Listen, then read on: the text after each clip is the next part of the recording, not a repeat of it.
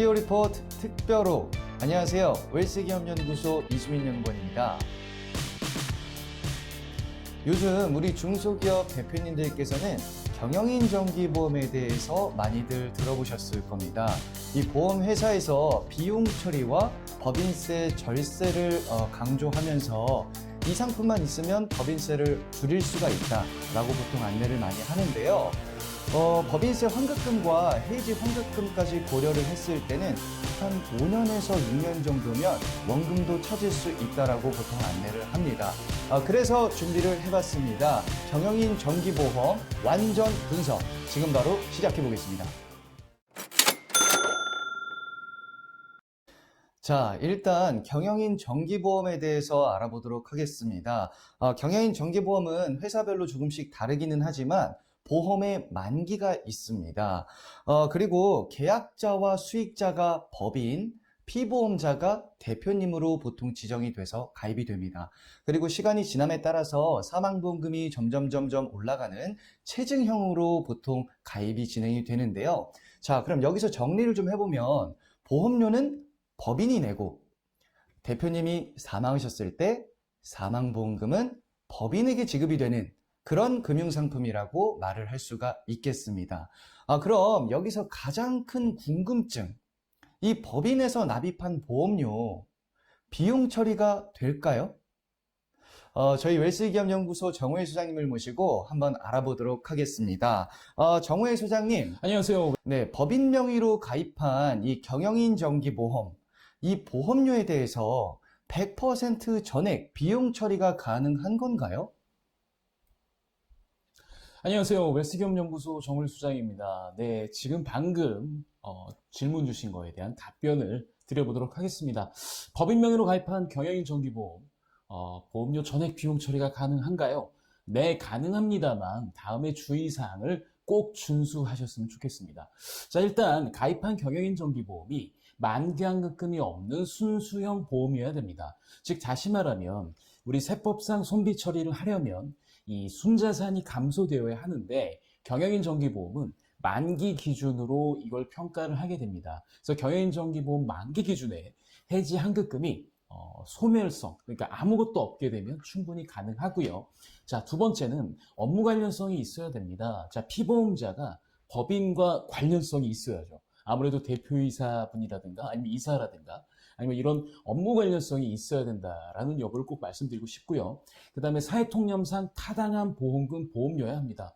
예를 들어서 법인세를 진짜 한 푼도 안 내기 위해서 이 경영인 정기보험을 가입해서 완전히 아예 그냥 다 비용 처리해버렸거나 아니면 두 번째가 이런 것도 문제가 될 수 있어요. 어떤 게 또 문제가 되냐면 예를 들면 매출 진짜 조그맣게 하는 10억 정도 회사인데 사망보험금을 50억 정도 해가지고 들어갔다거나 아니면 법인에 이제 예를 들어서 영업이익이 한 2억 났는데 이 2억 전액을 경영정기보험을 하거나 이런 것들은 좀 안 되겠죠. 그래서 보험료나 보험금이 사회통념상 타당하다. 이 세 가지 조건만 지키게 되면 비용 처리하는 건 특별하게 문제는 없을 것 같습니다. 그리고 이뿐만 아니라 실제로 그 경영정기보험을 비용 처리해도 되는지 여부에 대해서 법적인 명확한 판결은 없지만, 그러니까 법령으로 이제 명시된 판결은 없지만, 국세청의 이제 질의회신, 기획재정부의 질의회신 결과 보통 이렇게 말씀을 합니다. 국세청 답변 그리고 기획재정부 답변은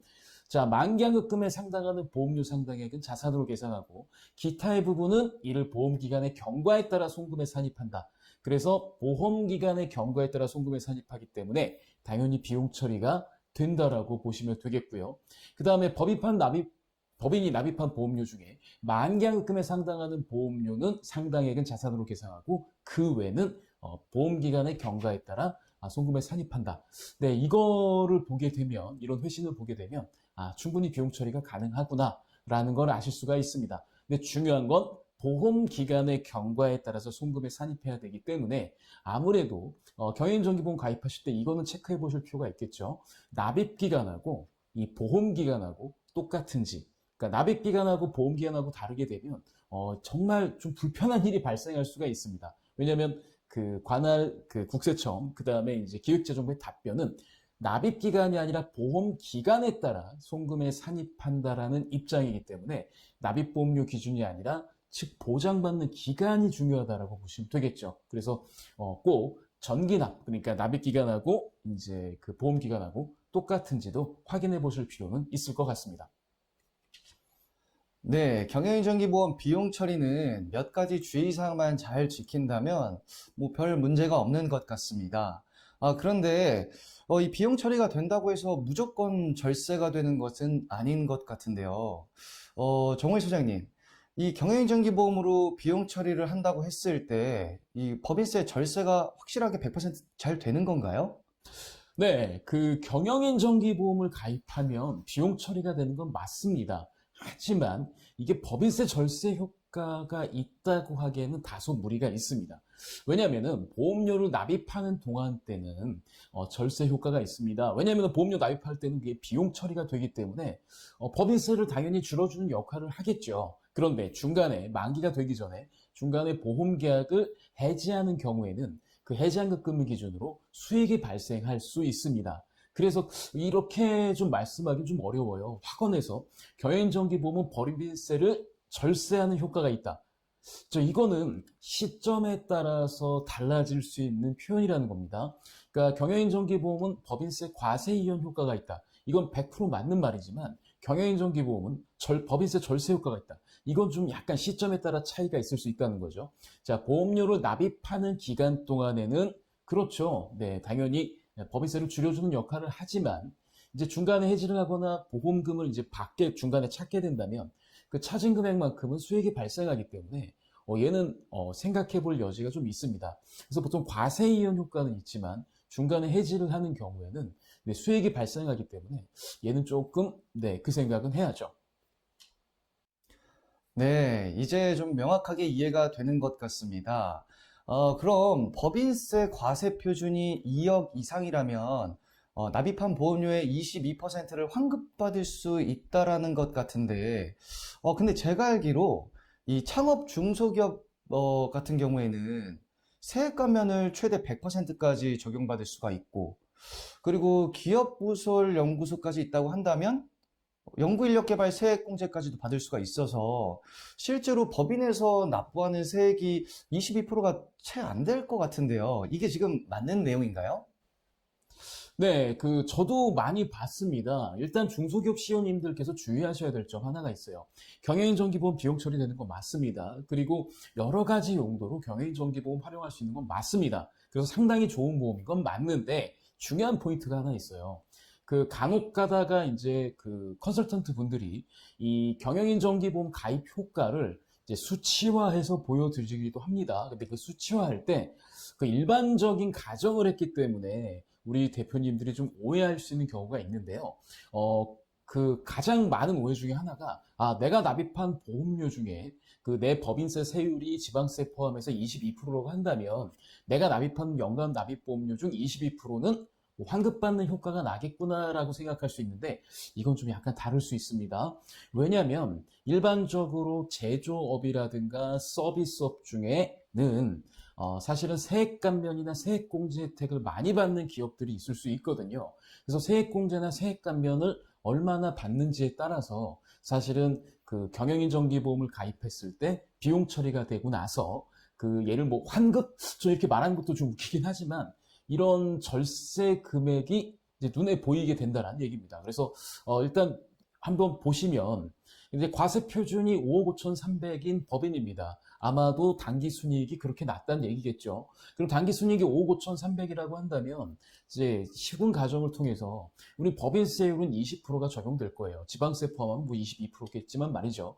그러면 그냥 세금을 법인세를 우리가 계산을 하게 되면 약 9천만 원 정도의 법인세를 내게 됩니다. 근데 실제로 세액공제나 세액감면이 적용하게 되면 이 금액을 내진 않죠. 특히 산출세액 밑에 최저한세 적용 대상 공제감면세액, 뭐 대표적인 게 이제 뭐 예를 들어서 고용인원이 증가했거나 뭐 여러 가지 이유 때문에 최저한세 적용 대상 공제감면세액 이게 5,100만 원이야 됐고, 그 다음에 이 법인 같은 경우는 최저한세 적용제 공제감면세액을 받았어요. 아마도 요거는 제가 자세히 보진 않았지만 연구인력개발비에 따른 세액공제일 겁니다. 그러면 세금 9천만 원으로 생각을 했는데 실제 이 법인이 내는 세금은 1,900만 원밖에 되지 않고, 그리고 이제 심지어 중간 예납한 세금을 돌려받는 이런 구조로 돼 있다는 거죠. 이런 법인에서는 아무래도 경영인정기보험 가입 금액이 크면 클수록 22%를 환급받는다는 개념은 아닐 겁니다. 그래서 우리 대표님들께서는 이런 건 좀 조심하실 필요가 있어요. 사실 경영인정기보험이 비용 처리되고 그 다음에 그 중간에 해약을 하게 되면 수익이 발생하는, 그래서 이 수익을 가지고 여러 가지 활용할 수 있는 포인트들이 많이 있긴 한데, 납입한 보험료에 우리 법인세율을 곱하는 금액이 꼭 내가 그 해년도에 그 세금을 줄일 수 있는 이득이다라고 보긴 조금 냉정하긴 어렵다. 그래서 만약에 그렇게 디테일하게 좀 표를 가지고 오고 그 다음에 이렇게 좀 감언이설을 하는 이런 컨설턴트 분들이 있다라면 좀 이런 분들과의 거래는 좀 생각을 해보실 필요가 있지 않을까 생각을 좀 해봅니다. 네, 정리를 한번 해보겠습니다. 경영인정기보험으로 비용 처리를 하는 것은 가능합니다. 다만 만기가 되기 전에 해지를 한다거나 감액을 했을 때는 우리 법인의 수익이 발생하게 된다는 것이네요. 이 보험료의 22%를 환급받을 수 있다는 것은 맞을 수도 있고 틀릴 수도 있는 것 같습니다. 법인의 개별 상황에 따라서 현재 세액 감면이나 세액 공제를 얼마나 받고 있느냐에 따라서 결과는 조금 달라질 수 있을 것 같습니다. 이 점은 대표님들께서 꼭 유의를 하셔야겠습니다. 네, 경영인정기보험 해지했을 때 이 환급금이 우리 법인의 이익으로 발생이 된다면 가입하시기 전에 한 번쯤 고민이 되실 것 같습니다. 혹시 이 경영인정기보험에 대해서 또 다른 장점이 있을까요? 네, 해지하면 수익이 나죠. 근데 이게 단점이라고 생각할 수 있을 수 있습니다. 그건 너무 일차원적인 사고고요.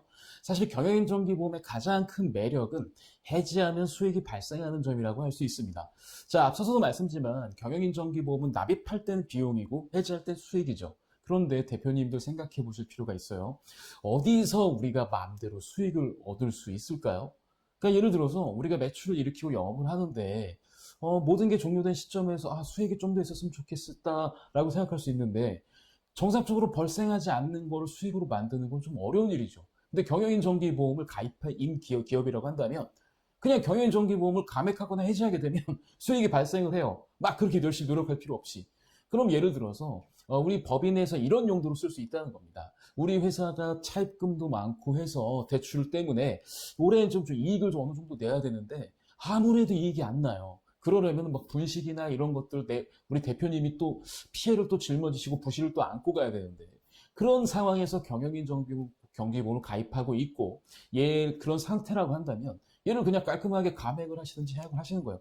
그러면 그만큼 보험차 이익이 발생을 하면서 기업에서는 영업의 수익이 발생을 하기 때문에 당연히 기업의 손익은 좋아질 수밖에 없습니다. 그래서 경영인정기보험을 가입하고 있다. 중간에 해지를 하게 되면 가장 큰 우리의 베네핏은 뭐냐면 회사 경영 사항이 어려울 때 이걸 경영인정기보험 해약을 통해서 충분히 숫자상 좋은 결과를 가져올 수 있는 게 하나의 포인트겠죠.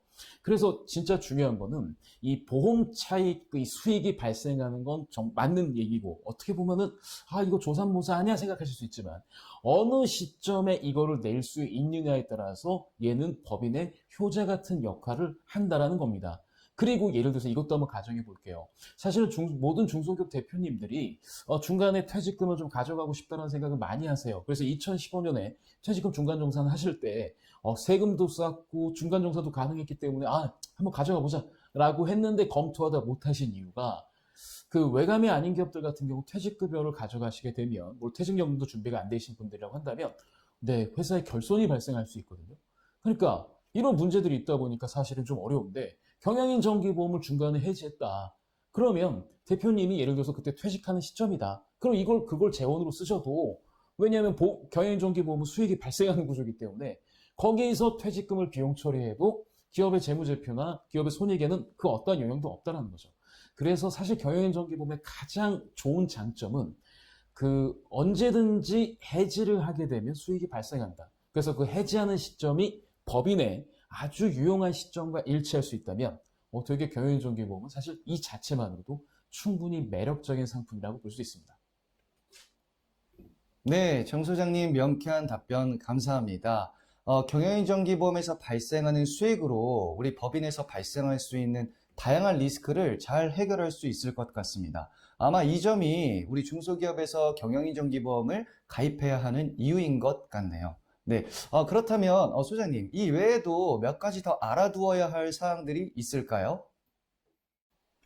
네, 경영인 정기보험에서 또 알아두셔야 하는 좋은 내용들이 있습니다. 경영인 정기보험 가입하게 되면 아무래도 비용이 처리가 되겠죠. 그래서 비용 처리가 된 만큼 비상장 법인의 주식 가치 역시도 감소시킬 수가 있습니다. 그래서 예를 들어서 주식을 증여하고자 하거나 아니면 주식을 양도해서 차익이 좀 너무 많다 싶으실 때 그 가격을 세법상 평가 기준 가격을 줄일 수 있는 역할을 경영인 정기보험이 하게 됩니다. 그리고 경영인 정기보험은 앞서서 말씀드렸지만 손익이 반영되는 상품이기 때문에 납입할 때는 비용, 찾을 땐 수익이죠. 이 두 가지만 잘 이용을 하더라도 기업의 어떤 위기 상황을 숫자적으로도 그렇고 어떤 그 금전적인 면에서도 그렇고 정면 돌파해 줄 수 있는 가장 좋은 상품 중에 하나입니다.